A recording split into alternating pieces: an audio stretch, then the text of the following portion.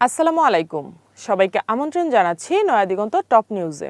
আপনাদের সাথে আছি আমি সাইমা আক্তার। আজকের বিষয় গণভোটের পক্ষে প্রচার নিয়ে সরকার ও ইসি মুখোমুখি অবস্থানে।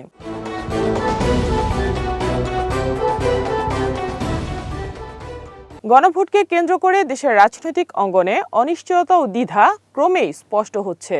অন্তর্বর্তীকালীন সরকার যেখানে রাষ্ট্র সংস্কারকে জুলাই গণ অভ্যুত্থানের ম্যান্ডেট হিসেবে এগিয়ে নিতে চাইছে, সেখানে গণভোট প্রশ্নে রাজনৈতিক ঐক্যমত্য এখনও দৃশ্যমান নয়।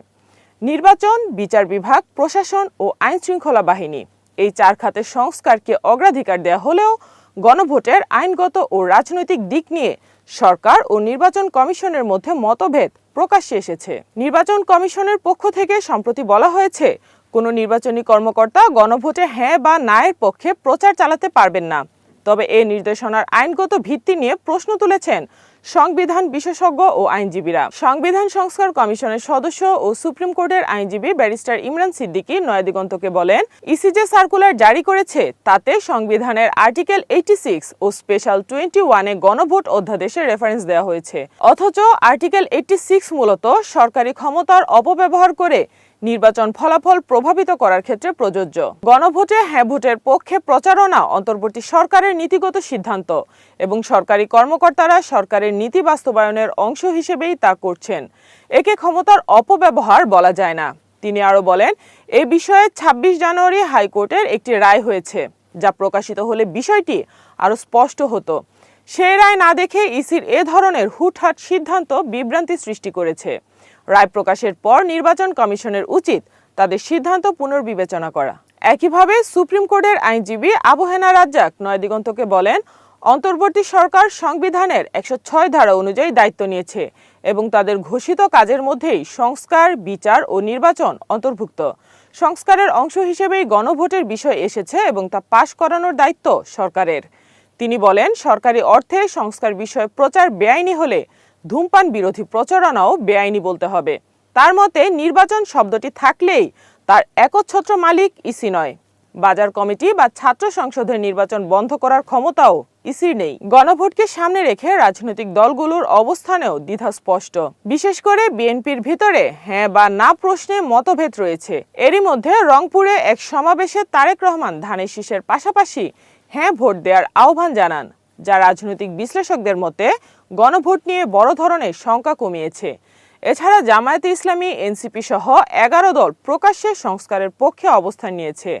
বাম দলগুলোর একাংশ গণভোটের পক্ষে থাকলেও অন্য অংশ এখনও অবস্থান স্পষ্ট করেনি। তবে জাসদের স্থায়ী কমিটির সদস্য ও ডাকসুর সাবেক জিএস ডাক্তার মুশতাক হোসেন নয়া দিগন্তকে বলেছেন, গণভোটের সাংবিধানিক ভিত্তি নেই। অন্তর্বর্তী সরকার গণভোটের আয়োজন করতে পারে না। জিয়াউর রহমান ও এরশাদ সরকার সামরিক শাসন জারি করে সংবিধানের বিরুদ্ধে ক্ষমতায় আসার পর তাদের অবস্থান টিকিয়ে রাখতে গণভোট দিয়েছিল। কিন্তু সামরিক অভ্যুত্থানের সাথে জুলাইয়ের গণ অভ্যুত্থানের তুলনা করা নিন্দনীয়। এর আগে এক অনুষ্ঠানে এই জাসদ নেতা গণভোট প্রত্যাহারের দাবি জানিয়ে বলেন, 72-এর সংবিধান বাতিল করার জন্যই গণভোটের আয়োজন। রাষ্ট্রপতি এ ধরনের অধ্যাদেশ জারি করতে পারেন না। তবে একই অনুষ্ঠানে অন্তর্বর্তী সরকারের প্রধান উপদেষ্টার বিশেষ সহকারী আলী রিয়াজ বলেন, 72-এর সংবিধান রক্ষার প্রচেষ্টা সফল হবে না এবং গণভোটে হ্যাঁ ভোটের পক্ষে সরকারের প্রচার আইনগতভাবে গ্রহণযোগ্য। বিভিন্ন টেলিভিশন টকশোতে রাজনৈতিক বিশ্লেষকদের কেউ কেউ হ্যাঁ ভোটের পক্ষে অন্তর্বর্তী সরকারের প্রচারণাকে সহজভাবে নিতে পারেননি। তবে এ নিয়ে মিশ্র প্রতিক্রিয়াও আছে। রাজনৈতিক বিশ্লেষকদের মতে, সরকার এখন দুই ধরনের চাপের মুখে।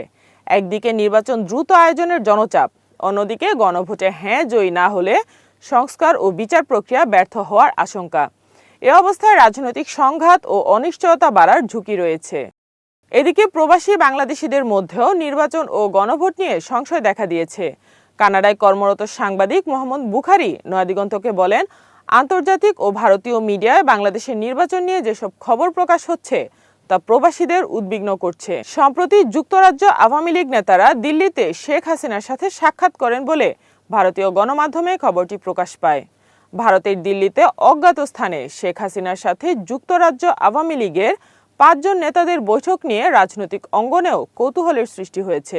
সব মিলিয়ে গণভোট প্রশ্নে আইনগত ব্যাখ্যা, রাজনৈতিক ঐকমত্য ও নির্বাচন কমিশনের ভূমিকা সহ সবকিছু মিলিয়ে বাংলাদেশের রাজনীতি এখন এক জটিল সন্ধিক্ষণে দাঁড়িয়ে আছে বলে মনে করছেন সংশ্লিষ্টরা।